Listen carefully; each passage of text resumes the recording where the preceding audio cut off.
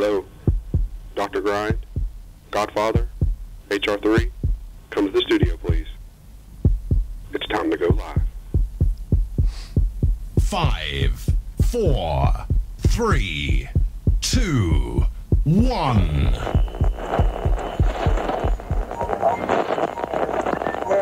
Mission.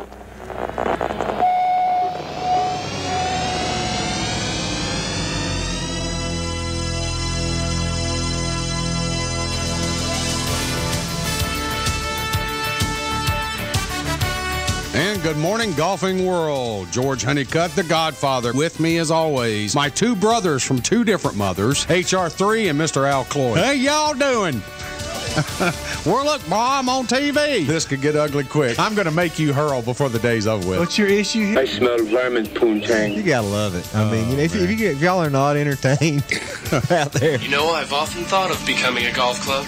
You need to go see Al Cloyd. I noticed your grips were worn, sir. I should have mentioned to you before. I could put some stickum on there for you. It's my fault. No, you want to know? Here you go. No. I'm going to give you the expertise. Hey, I should have stayed home and played with myself. No, you got to finish, dude. No, you got to finish. You're doing it. I ain't touching it. Nope. Here.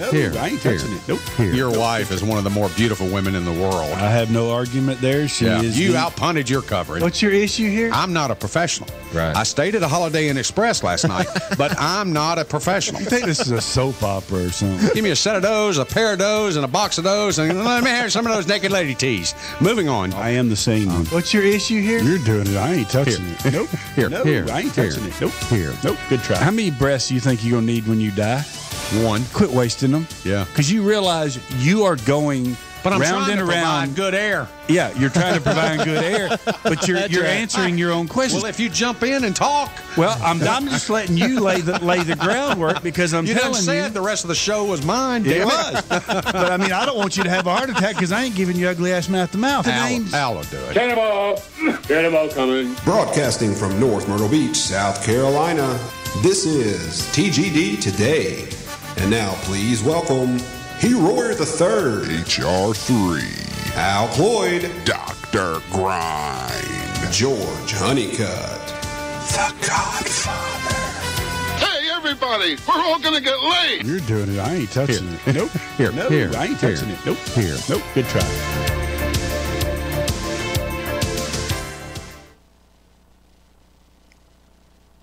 And good morning, golfing world. Welcome to TGD Today. It's the roundtable here at thegolfdirector.com. George Honeycutt, your host, along with, of course, Hugh Roy III and Dr. Grind, Mr. Al Cloyd. Good morning, gentlemen. Morning, sir. How's everything? Doing good. Fantastic. We're kind of all wearing black today. Got black and red, got gray and red, got black on black. Closest thing to UGA we can get, brother. Well, we're trying. We try to keep the spirit. Absolutely. So they had a good recruiting class. They did. Yeah, They did. Not bad.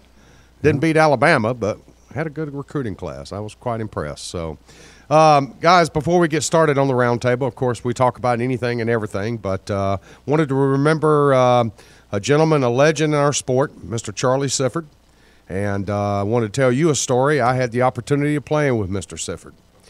Played 18 holes, actually rode in the cart with him for the entire round. We were playing with Hank Aaron and his agent. Okay. And this was a Pro-Am type, celebrity type charity event in Atlanta. And got paired with them, didn't ask for it, just got paired with them. And Charlie was an interesting man. We took us 5 hours to play 18 holes, and then we spent 2.5 hours in the clubhouse afterwards. And the stories you heard, it was pretty amazing.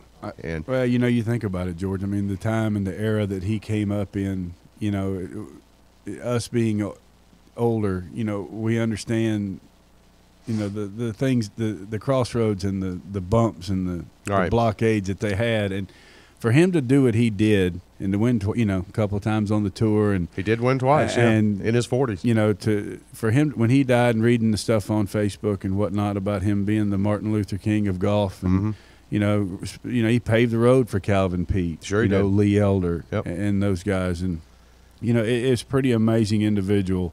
If you look at all of his accomplishments and all his accolades. What was impressive is I out of respect for Charlie during the entire round, I didn't ask any questions or controversial questions or bring up anything or whatever. I just noted his swing. Of course, he was in his late 60s, early 70s when I played with him. But my goodness, what a beautiful golf swing. One thing I did note, and I told Jeff this before we went on the air, he played the entire round. Every shot he played, he had the cigar in his mouth. Oh, yeah. Putting, driving, chipping, didn't matter. He had that cigar in his mouth. Now, it wasn't lit the whole time, but he had the cigar in his mouth. And his ball flight was very impressive, even at that age. It was just a low beaming shot. He always would sit in the cart and tell me his philosophy on hitting golf balls. You know, that there was a flatness to the golf swing, that he wanted to make sure he was flat at the bottom.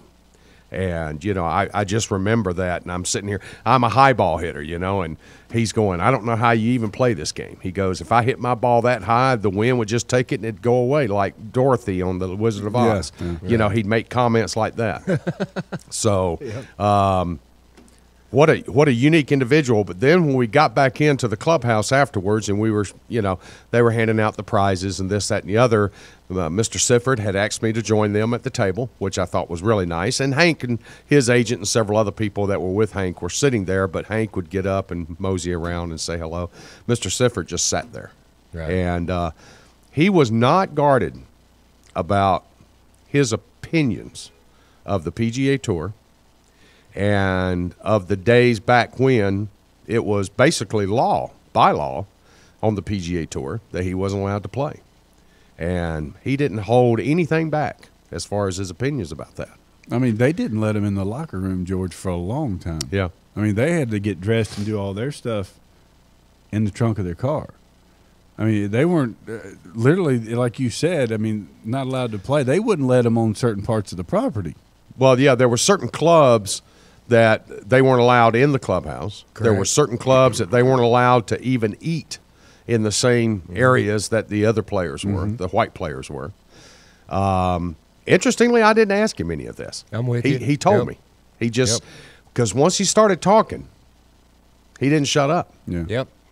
Yeah. I mean, And one story went to another, and then his opinions about this and about that. He started talking about Tiger. He started talking about players of today versus, and again, this was 10 years ago plus, but his, you know, he called them the flat bellies now, and across the board, and he made the comment about European players. He made, and not in so much as the Ryder Cup, but just in the fact that how golf has internationally just, you know, just boomed, and how so many good players are from the rest of the world and not just the U.S. anymore. And so many people mistakenly think that the golf was born in the United States, and, you know, it's nowhere close to that. And it's, you know, a lot of what he says has a lot of count to it, George, because, you know, going to South Africa for all those years, I mean, there were tons. I mean, probably, you know, 100, 150 African players in South Africa that were great players. And they were not allowed in the clubhouse with us. And it's just, you know, you're talking in the early 90s. Right. Now, that was in South Africa? In South Africa. And, I mean, these guys Now, I could didn't know golf that. their ball. I mean, could really golf their Sure, ball. And sure. some of the nicest guys, and you know, and just to think what. But let's say they were of darker color from the Indian persuasion or from another country. I mean, was that the same? Same way that, yes, exactly. So it was either Caucasian or nothing. Or you ate at the caddy pen. And you notice now, I mean, and I think a lot of it has developed just because of it's more relaxed on the regular tour. But, you know, from those days with Mr. Sifford, I mean, a lot of the guys go and eat at the caddy trailer. The food's actually probably better, and it's the camaraderie that's there. And that's where you went to get to know these people. Right. And that was all that they had. And, you know, to know for the younger generation that's out now, you know, they may have heard of the name Charlie Sifford, and they've read about him now, you know, on social media. Right. But they don't realize what these men went through. Well, this guy, they're pioneers in their era. Oh, yeah. In playing golf for, you know, the African American people. Mr. Sifford made the comment to me as he was talking. He goes, I can't tell you the number of times that it was suggested to me that I quit playing and start caddying. Oh, That yeah. my place was actually as a caddy, and that I had such a knowledge of the golf swing that I could make a lot of money by going out and playing with the more influential industrial whites. They didn't want him there. No, I mean, they just people kept coming to him, and he said, George, I had to make money. Yep. And so the way he made his money was he just went out and got in bets, and he basically played golf every day of the week in these little $100 games. And, back then the money was $100 was a lot of money. Big bucks. But he said, every once in a while I'd get some sucker and, go out and I'd give him 4 a side and, end up I'd beat him by 12 and I'd win $1,000. And he said that took care of my family for a month. Yeah. He said, so anything I made above that, I just added on to carry us the next month. So it was really one of those people that you meet that you kind of see the evolution of our world living through his eyes. In his eyes, yeah. And it definitely is. It definitely is an evolution because, I mean, I'll never forget coming back from South Africa and getting invited to go play in a golf tournament called the Ted Rhodes. It was up in Tennessee. Mm-hmm. And it was a black professional golf tournament, and there were about 10 of us that got invited to play in it, mm-hmm. and it was a good purse. Wasn't too expensive to get in, but it was a really good purse. You talk about understanding how they felt when they were coming up, and because we were the minority. That's in what that I was golf just fixing to say. tournament, You were the minority, and you appreciated a lot more things. And I tell you what, they treated us a lot better than they were treated. Oh, I imagine. Back in the days. And it really helped me to understand, what they went through. I mean, even look at Calvin Pete in his heyday. Yeah. He was never he was a great player and good ball, hit the ball great, a lot of fairways, but was never given the respect. Calvin Pete didn't miss a fairway. I understand that. But and the reason he was TPC shown and all that, and never given the respect for the player and the individual he was. I'm going to continue on with that. Being in the media for as long as I have been, and you guys now, of course, being around the game, but you remember they only showed Calvin tokenly in tournaments back then because of him falling out of the tree, breaking his arm, not getting it set right, and that led to his golf swing. And so they would tell that story every event that they were televising that Calvin was in, or especially if he was kind of up there within the top 20 of the leaderboard. But other than that, you didn't know if Calvin was playing that week or not. Yeah, exactly. And he just was not given the airtime. He wasn't. Yeah. But when he went out and won TPC and he pretty much lapped the field, they didn't have a choice. Yeah. And that was But you sit and look at Calvin's performance during his years on the tour. He was there every week. Oh, yeah, he was there every week. A money machine. I mean, he couldn't miss a fairway, Cup, didn't he? Yeah. I mean, he was a Ryder Cup member. I mean, the guy could play golf, and he couldn't miss a fairway. And it goes back. It was impossible. But it goes back to what you're saying. That's where Mr. Sifford laid the groundwork for the opportunities that came along for Lee Elder, Calvin Pete, and Tiger Woods, Big Tiger, and there's a lot of things that are changing, and the First Tee is helping do that as well right now. Yeah. Getting kids of different persuasions involved in the game of golf, and that all bases back to Mr. Sifford, what he went through and how he helped to build and pave this road. Mr. Sifford made another comment about Tiger that was interesting because when we played together, Tiger was going through his, you don't want to say peak, but he was going through his life was great, got married, he was winning everything he played in, number one in the world. No. It was Tiger's world, And Mr. Sifford goes, I hope the young man doesn't let the money and the celebrity get to him. He said, I hope he stays grounded. He said his daddy's an Army personnel. Right. He was brought up in a very strict home, very respectful of elders and things of that sort. And he goes, every time I've seen the young man, he's always been very respectful. I just hope he doesn't let the money and the notoriety and the celebrity status get to him. Well, and lo and behold, if he's not getting grounded now, George, it's not going to happen. Because Yeah, I mean, that's right. He's hit rock bottom now. So he has. It's time to get. But it was interesting that Mr. Sifford back then, was saying this will be his downfall. This will be it. You know, whether it's going out and chasing women or whatever it may be, but this will be his downfall. And then he left it alone. That's all he said. I mean, it was like these little genius pearls that he was just dropping, you know. And some of his comments about, you know, he even started giving me a download of about 30, 35 seconds on my golf swing. Boy, you should have heard that. I would love to recount it for you, but I go to a dark place. There's not enough whenever I think space about on it. this iPad or enough note paper to write it down. Yeah, so, no but- kidding. But what an interesting, you know, I've played a lot of celebrity events. I play with a lot of interesting people, including Hank Aaron. I mean, Hank Aaron's one of the nicest guys you ever want to meet. Hank's a wonderful guy. Does he touch Mr. Sifford? No.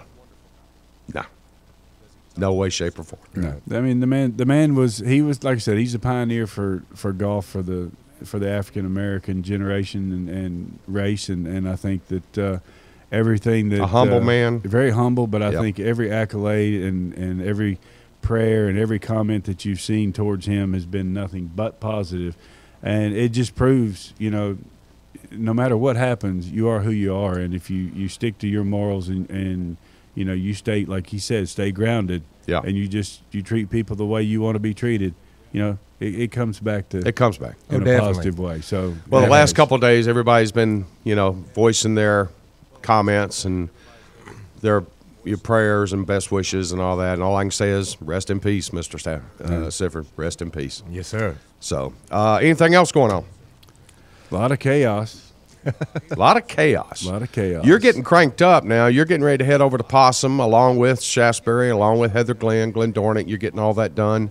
You start up the 7th. Is that right? I start up Monday the 9th. I'm going to be Monday out the of town 9th, this yeah. weekend with some students down in Hilton Head at the Junior Heritage, so I'll be gone this weekend. But come And now, back and you've been busier than a one-armed coat hanger lately, haven't you? Yes, sir. Been really blessed. I mean, it's just it's getting ready to get shop's been- worse. Yeah. Oh, yeah. We're Shop- getting ready to change. We're gonna have it to where Big Al's. Well, gonna I be sent running all my around. work to Al, and I you guess go. I'm going to have to start pulling back now. I'm going to have to find somebody else. No? Oh, please don't do no, that. you ain't gonna be pulling Please back. But I tell you, we're gonna get it where he's gonna be running around like a chicken with his head cut off over at Possum Trot. So. Yeah. Cool. So it's exciting news. So that gets started literally in the next several days. Next week, yep. Yeah. And so you're running down to Hilton Head this weekend, aren't you? Yep, going down for the Junior Heritage. One of your students is playing? Haley Cleary's playing. Okay. She's ranked 10th in the state, and we've done a lot of hard work to kind of get her back after she took her break. She hadn't played very well since she took her little break, kind of got burned out from this summer, and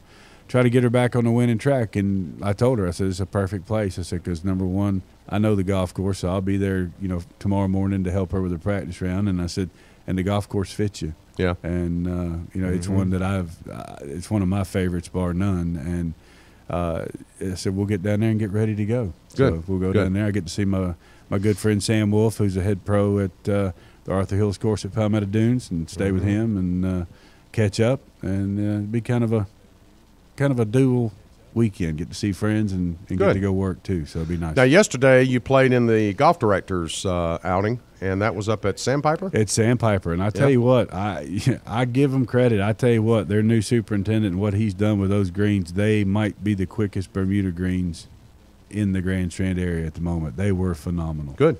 Now, they're the hardest things in the world. I thought Shaftesbury's greens were hard to read. These were harder to read, but I tell you what, they were good. Very good. Good. You know, it was Good. just stroke it and let it roll, and off it went. Fantastic. It's always a fun to play Sandpiper. You know, It's a fun golf course. It Yeah. really, Yeah. is. Yeah. We've got some great golf courses right in that North Carolina area, just right over the South Carolina border. Yeah, North Myrtle, Yeah. right over the border. Yeah. Great I'm golf going out this Saturday to Crow Creek, taking the Saturday golf group to Crow Creek. Yep. Got the So- Thistle up there too. It's a beautiful course. Yep. So, So- it's a great area. Yeah, I just every time I hear now Crow Creek talked about, everybody talks about the bunkers. That's all they talk about. Well, they were actually, that came up in the meeting last night. Did it really? Yeah, it's Sandpiper. You know, they're talking about eliminating bunkers and filling them in with grass and doing Yeah. stuff Mhm. like that, Yeah. and making them It's more cheaper. pot bunkers that way. And they all said, you know, we wish we could afford to do what Crow Creek did, because those bunkers are phenomenal. But you know, They're- we were lucky enough to go test them, and you know, when they were looking at it, and I think you agree it's with me. amazing. They are tour quality, if not nothing else. But I think they're even better than some of the tour sites that I've played at. Oh, I don't think there's a question. I mean, Yeah. you know, when you can hit it into a bunker and it doesn't bury, Nah. you know, it's just. And this is after an inch of rain. Yeah, I mean, it's literally a good 20 minutes later. You know, the combination and the way they've done it, they're phenomenal. Beautiful. Phenomenal. Beautiful. All right, guys. Awesome. Anything else?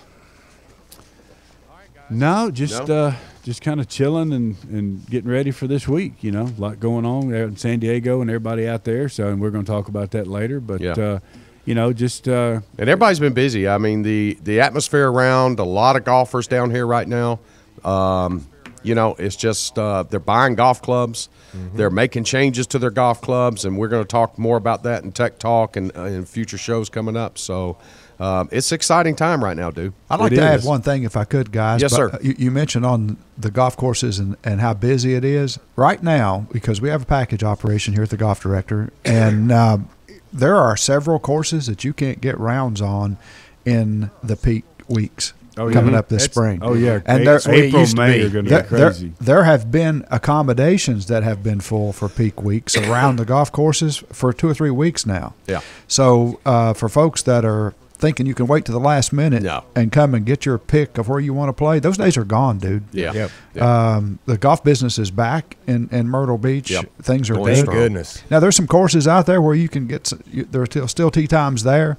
But we just want to encourage everybody that listens to this kind of stuff to, you know, just call Dave. George will tell you how here in just a minute. Yeah. But this is going to be one very busy season in the Myrtle Beach area for the golf business this year. It's exciting. Yeah, one of the busiest yet. Yeah, nice I think to see so. it back, that's for sure. Yeah, I get a call yesterday. A buddy of mine went to play Waterway Hills. Couldn't get on. Yep. 200 rounds yesterday. Yep. And they're going to be closing that course. Grab that. Yeah. Yeah, and that course 200. He sits there and goes, George, you know someplace I can get on? Yeah. He said, I can't get on at Waterway. Yeah. That's crazy. He's local. Yeah. Local guy. So y'all get a kick out of this. I got to tell this little story. My wife, she works at Possum Trot, and she does 1 day a week inside the booking tee times. Mm-hmm. So lo and behold, she gets a call from somebody from West Virginia, and they were down at Azalea Sands. And he says, he's talking about the new cups, the larger cups. Yeah, 8-inch cups. He said, this ain't no dang game of golf. He said the holes are the size of beach balls. He said. That's funny. They were trying to get, to a regular golf course. So this is the first time. A regular golf course? A regular golf course. This is the first time that, they had seen, this bigger hole, and he did not like it. Matter of fact, he used a few choice words, and I've heard the other side of the coin too, Al. I've heard several guys that have gone out there and played the 8-inch holes, and they think it's fun.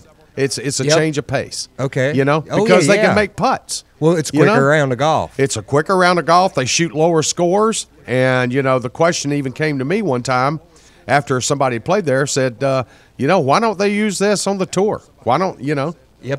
We want to see numbers in the 50s. That'll do it. So it's very interesting. It's just something different. I agree. Though it's got its place. I like his beach ball. I like his beach ball comment. That was something different for a guy that's keeping up with his handicap.